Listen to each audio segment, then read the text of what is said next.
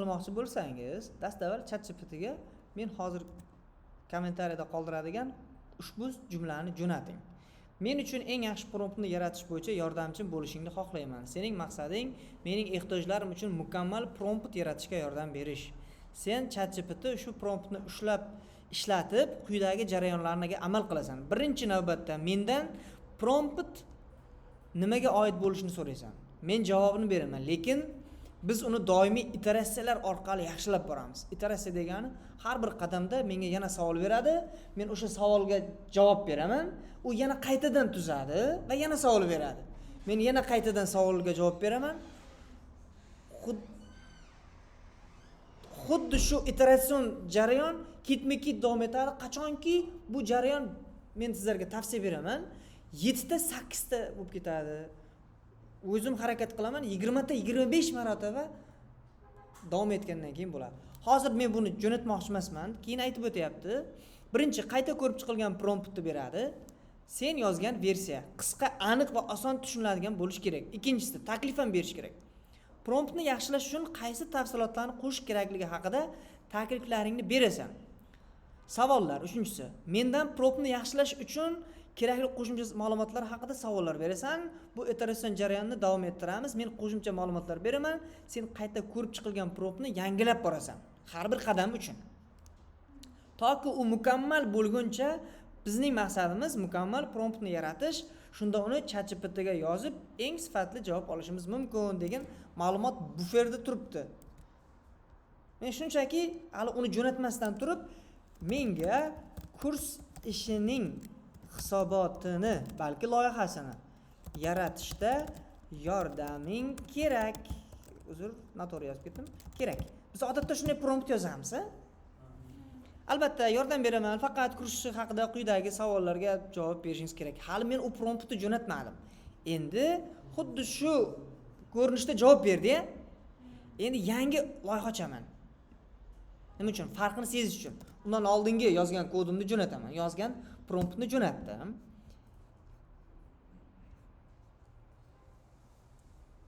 Savollar berishni boshladi. Hali mana birinchi savol, prompt nimaga oid bo'lishi kerak? Keling, oldingi eski ma'lumotimga o'taman-da, nima yozaman, qarang.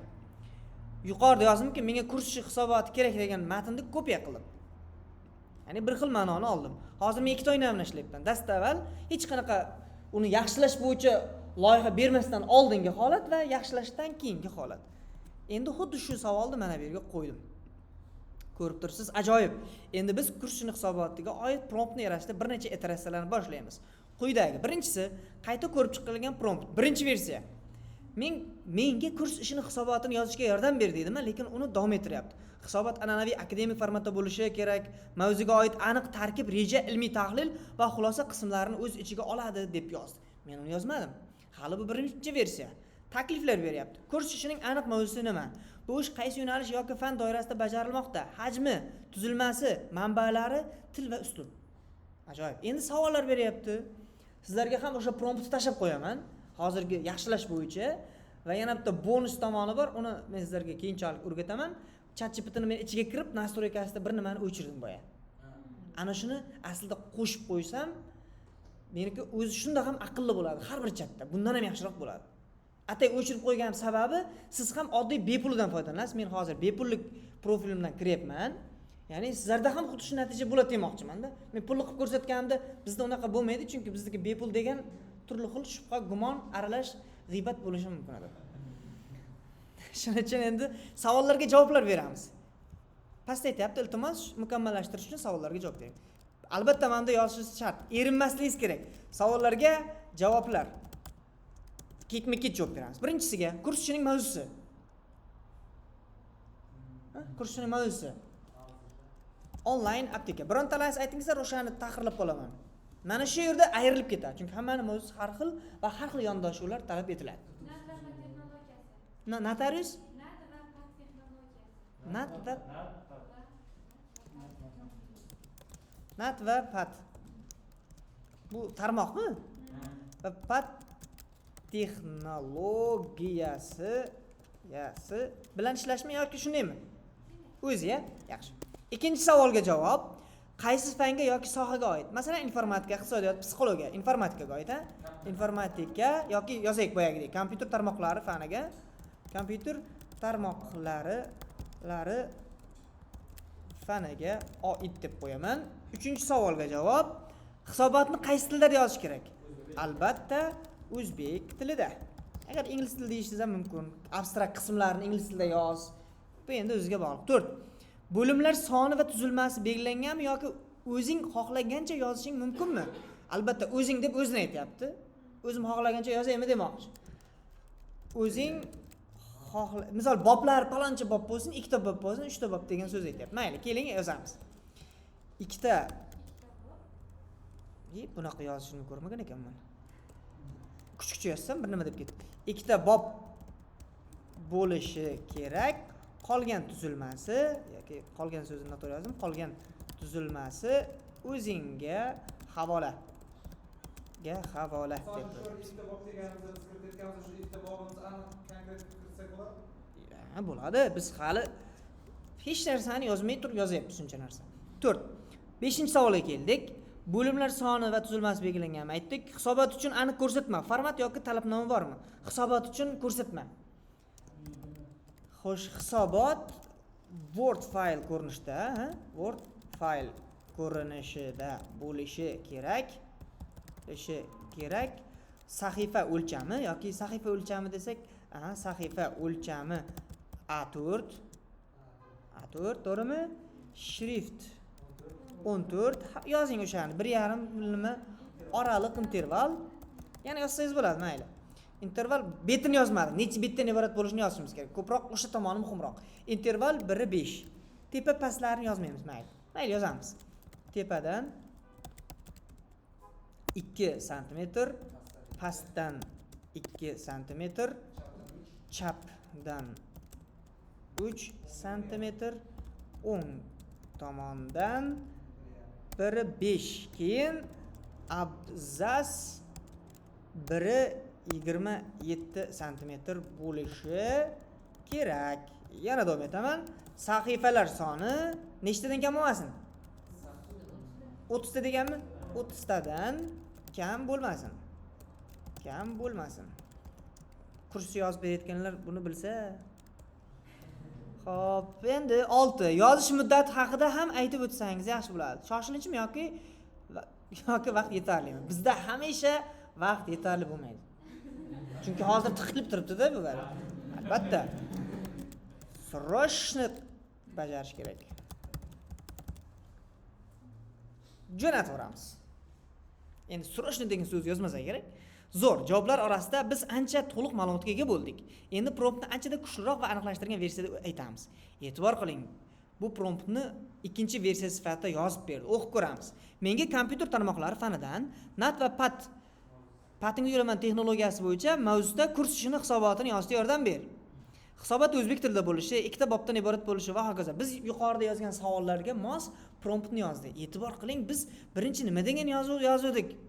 Menga kursini hisobotini yordam ber dedik. Asli mana shuni yozing deyapti. Hali tugab qolmadi bu bilan, taklif beryapti. Agar promptni yanada boyitmoqchi bo'lsangiz, quyidagilarni qo'shib taklif qilaman. Har bir bor uchun mavzu chegarasi va asosiy yo'nalishlarni belgilash. Masalan, birinchi bob NAT texnologiyasi nazariyasi, ikkinchi bob PAT amaliy qo'llanilishi. Yaxshi. Hisobot grafiklar, diagrammalar yoki skrinshotlar bo'lishi kerakmi? Asosiy manbalar haqida ichki tartib tuzilma qanaqa bo'lishi kerak degan savollarni taklif beryapti. Savollar yana. Endi bu safar 4 taga tushdi. Savollarga javoblar. Xullas, bu jarayon davom etadi. Bitta iteratsiyada bo'lmaydi hech qachon yoki 2 ta, 3 ta, kamida 7 ta, 8 ta iteratsiyadan keyingi prompt bo'ladi-ku. Tavsiyam o'sha promptni olingda yangi oynaga tashlang. Chunki bu yerda suhbatni davomiyligi ko'payib ketadi-da.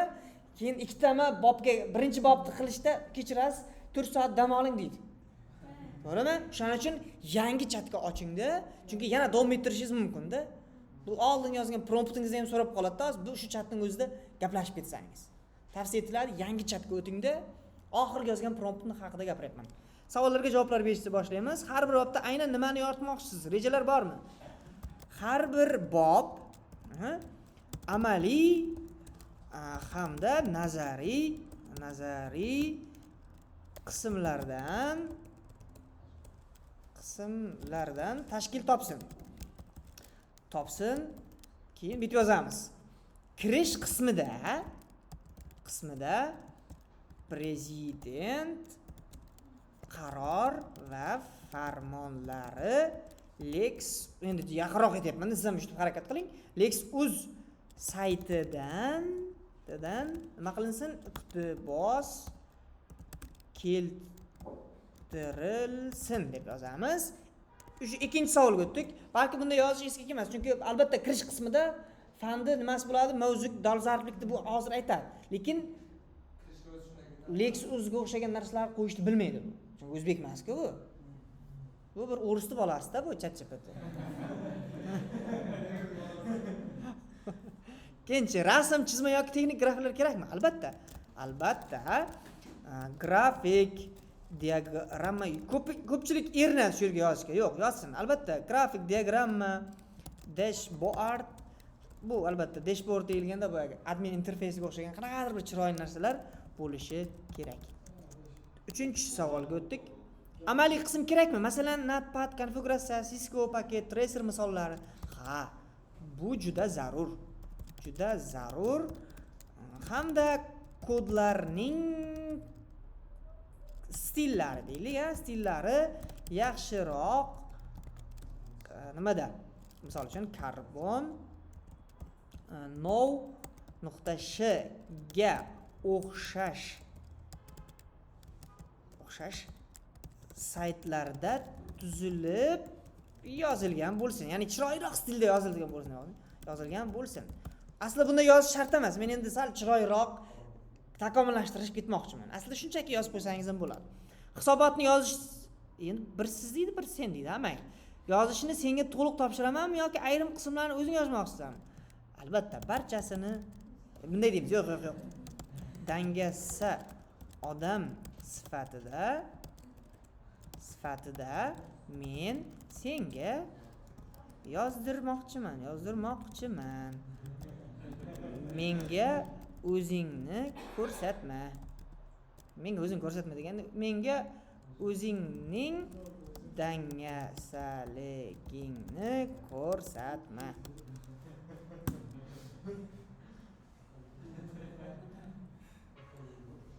Xo'p, ikkiga bo'lib yubordimi? Mayli. Mana ikkiga bo'lib yozaman deyapti. 3-versiyani beryapti. Qarang, e'tibor qiling, bittasi 3-versiyani beryapti, bittasi yakuniyni beryapti. Yo'q, biz bittasida davom etamiz. Menga kompyuter tarmoqlari fanidan Notepad 2ta bob bo'lish kerak. Yana pastdagi sahifalar 1.27 prezident qarorlari, farmonlari degan so'zlarni yozibdi, yaxshi. Bu yakuniy promptga e'tibor qiling. Hisobot quyidagi tuzilishga ega bo'lsin deb kirish shunaqa bo'lsin, birinchi bob shunaqa bo'lsin, xulosasi fadin adabiyotlar degan so'zlari bilan biz umrimizda yozmagan mana shuncha so'z yozdik. Siz hayotda promptga buncha so'zni o'zingiz qo'lda mehr muhabbat ila yozmaysiz. To'g'rimi? Hech qachon yozmaysiz.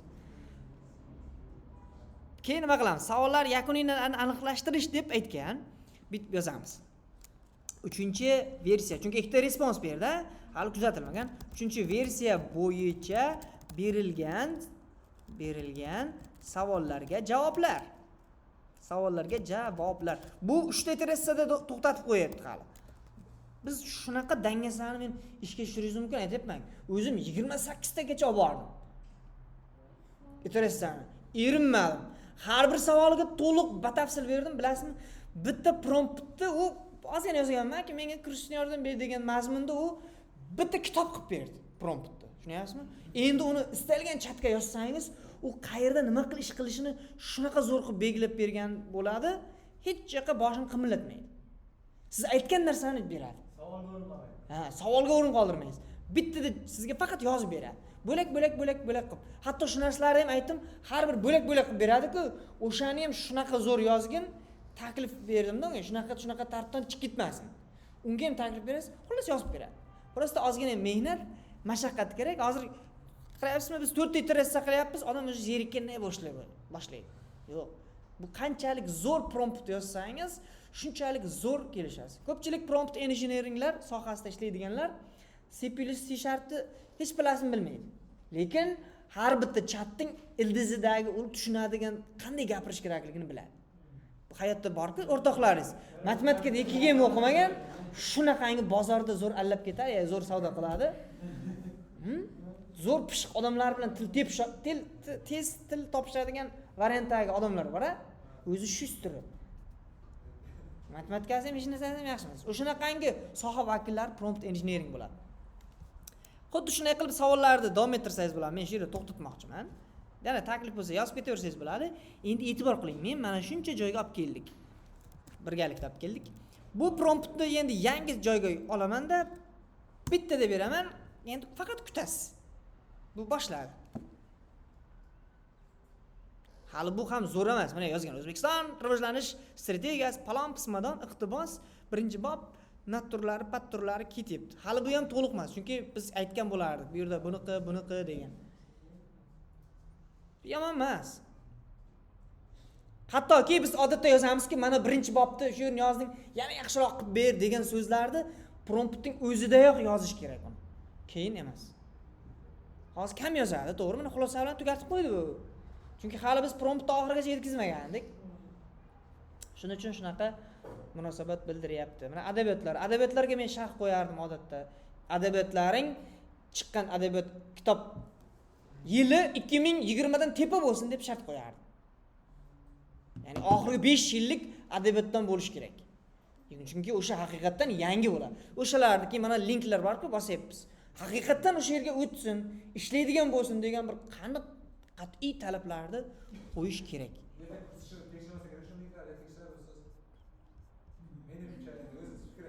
Men bo'lsa agar menga taqrir olib kelaman desangiz, men o'sha tomonlarni tekshiraman.